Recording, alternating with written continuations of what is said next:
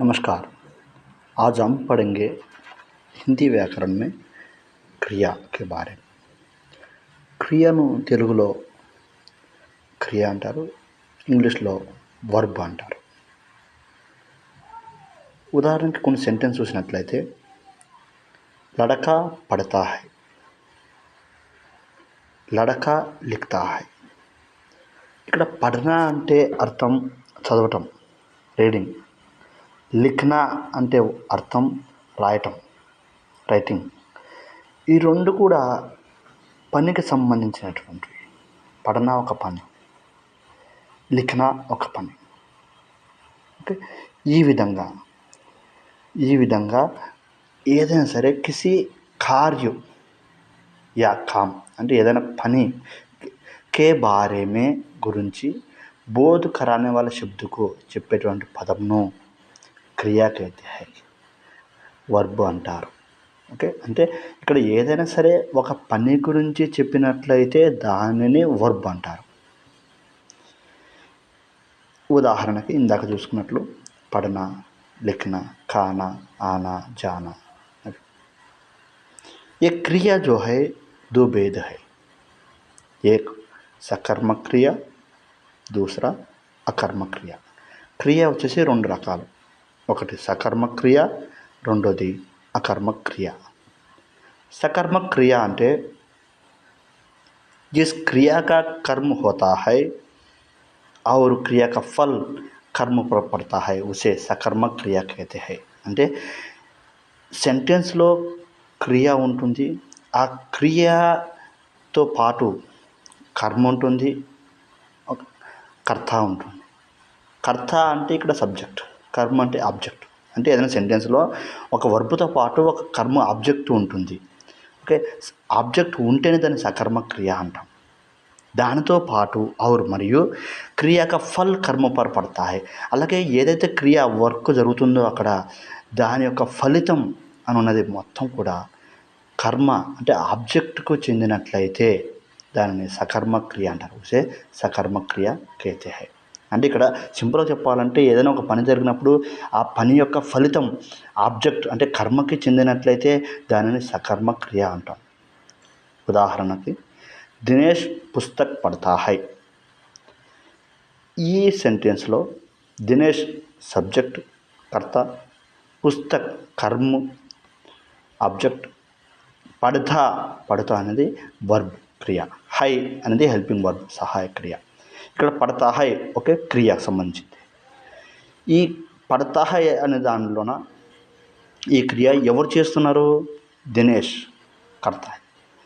ఇది ఈ చదవడం అనేది దేవరి మీద ఎఫెక్ట్ పడుతుంది. దీని రిజల్ట్ పుస్తకం మీద, అంటే పుస్తక పడతా హై, పుస్తకం. అంటే ఈ విధంగా ఒక సెంటెన్స్లో సబ్జెక్ట్తో పాటు ఆబ్జెక్ట్ కూడా ఉన్నట్లయితే దాన్ని సకర్మక క్రియ అంటాం. ఇంకో ఉదాహరణ చూద్దాం. కమల వీణ బజా రహీ హై. ఓకే, బజా రహీ హై క్రియ. కమల వచ్చేసి కర్త, సబ్జెక్ట్. అంటే మధ్యలో ఉన్నది వీణ ఆబ్జెక్ట్. అంటే కమల వీణను మోగిస్తుంది. ఓకే, ఈ విధంగా వీణ ఆబ్జెక్ట్ కాబట్టి ఇది కర్మ ఉంది కాబట్టి సకర్మ క్రియ. ఇంకోటి మై రోటీ కావుంగా, కావుంగా క్రియ. ఇక్కడ మై సబ్జెక్ట్ ఉంది, రోటీ ఇక్కడ ఆబ్జెక్ట్ ఉంది. ఆ ఆబ్జెక్ట్ ఉంది కాబట్టి అది సకర్మ క్రియ. ఇలా అయినా గుర్తుపెట్టుకోవచ్చు. అక్కడ సబ్జెక్టు ఆబ్జెక్టు క్రియ ఉందంటే సకర్మ క్రియ. ఓకే, అలా గుర్తుపట్టడానికి రావట్లేదు అనుకుంటే ఆ క్రియకి క్యా అని క్వశ్చన్ వేసుకుంటే ఆన్సర్ వచ్చిందంటే సకర్మ క్రియ. ఉదాహరణకి మై రోటీ కావుంగా, కావుంగా క్రియ. క్యా కావుంగా అని క్వశ్చన్ వేసుకున్నాం అనుకో, రోటీ ఆన్సర్ వస్తుంది. ఈ విధంగా ఆన్సర్ వస్తే అది సకర్మ క్రియ. ఇంకో ఉదాహరణ చూద్దాం లాస్ట్. లड़कियों గీత్ గాయా, లड़कियों గీత్ గాయా. ఇక్కడ లड़कियों సబ్జెక్ట్ అవుతుంది, గీత్ ఆబ్జెక్ట్ అవుతుంది, గాయా అనేది వర్బ్ పాడారు. ఓకే, ఇక్కడ గాయా వర్బ్, గీత్ కర్మ ఆబ్జెక్ట్ ఉంది కాబట్టి ఇది వచ్చి సకర్మ క్రియ. లేదంటే ఇంకో మీకు క్వశ్చన్ ఇందాక చెప్పినట్టు క్యా క్వశ్చన్ వేసుకో, క్యా గాయా, గీత్ గాయా, గీత ఆన్సర్ వచ్చింది కాబట్టి ఇది సకర్మ క్రియ. ఈ విధంగా మనం గుర్తుపట్టాలి. ఇంకా రెండోది చూసుకున్నట్లయితే అకర్మక్రియ. అకర్మక్రియ అకర్మక్రియ అంటే జిస్ క్రియా కా కర్మ నహీ హోతా, అంటే ఏ సెంటెన్స్లో అయితే క్రియతో పాటు కర్మ ఉండదో ఆ సెంటెన్స్ని అకర్మక్రియ అంటాం. లేదా మరియు క్రియా కా ఫల్ కర్తా పర్ పడతా హై ఉస్సే అకర్మక్రియ कहते हैं. క్రియ కా ఫల్ అంటే ఏదైనా ఒక పని జరిగినప్పుడు ఆ పని యొక్క ఫలితం ఆబ్జెక్ట్ మీద కాకుండా సబ్జెక్ట్ మీద పడినట్లయితే దానిని అకర్మక్రియ అంటాం. ఓకే, అంటే ఇక్కడ ఏదైనా పని జరిగినప్పుడు ఆ పని యొక్క ఫలితం ఆబ్జెక్ట్ కాకుండా సబ్జెక్ట్ మీద పడితే దాన్ని అకర్మక్రియ అంటాం. ఉదాహరణ చూడు, లడక జాతా హై. లడక జాతా హై. ఇక్కడ మనం 2 మెథడ్స్ అప్లై చేసుకోవచ్చు.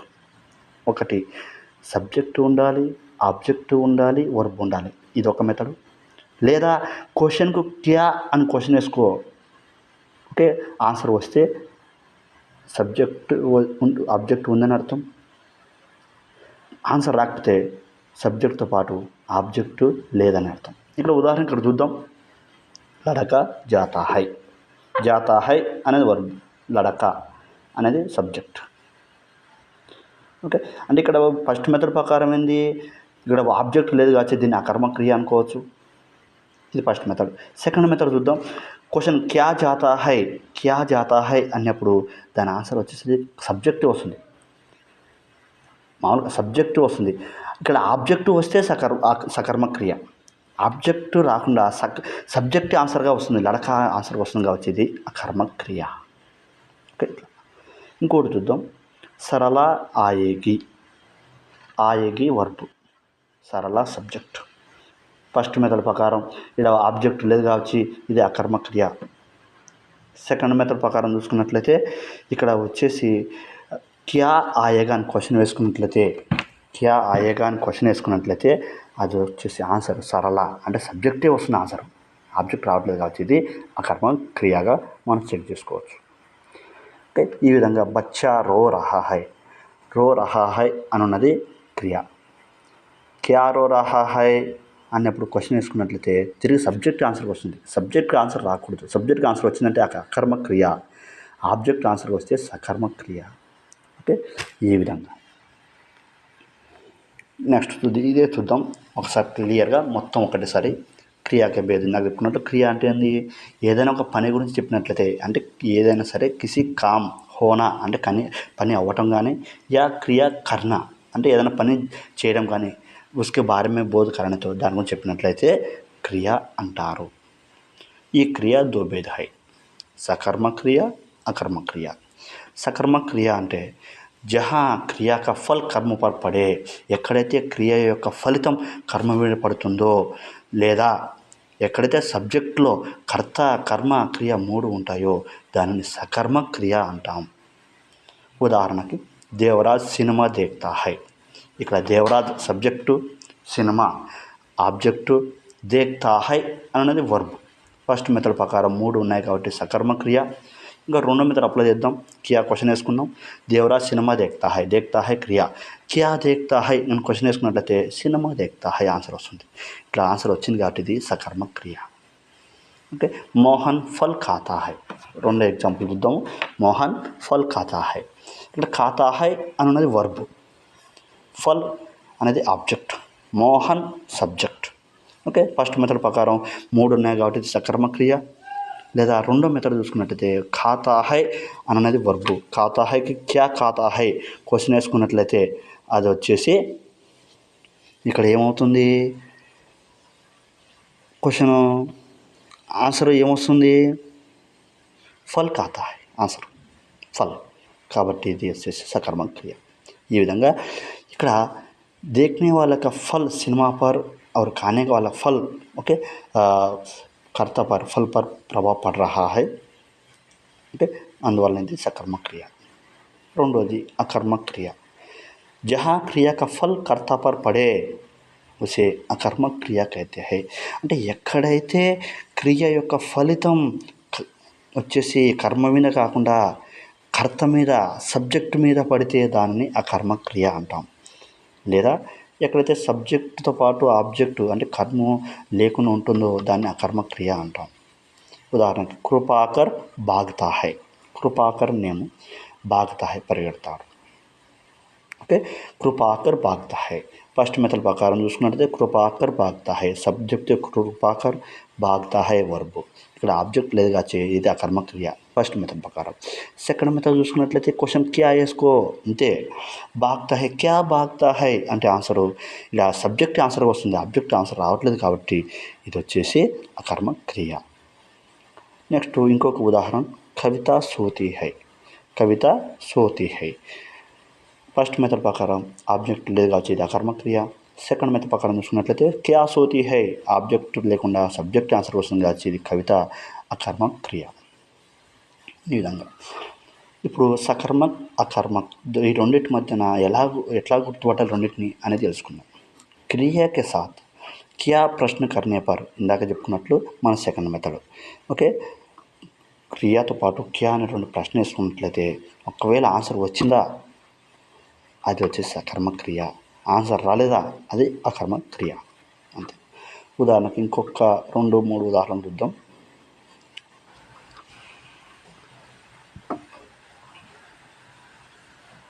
देवराज सिनेमा देखता है.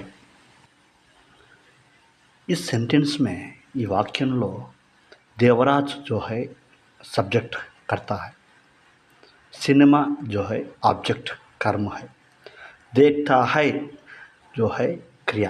అంటే దేవరాజ్ కర్త, సినిమా కర్మ, దేక్తా హై అనేది క్రియ.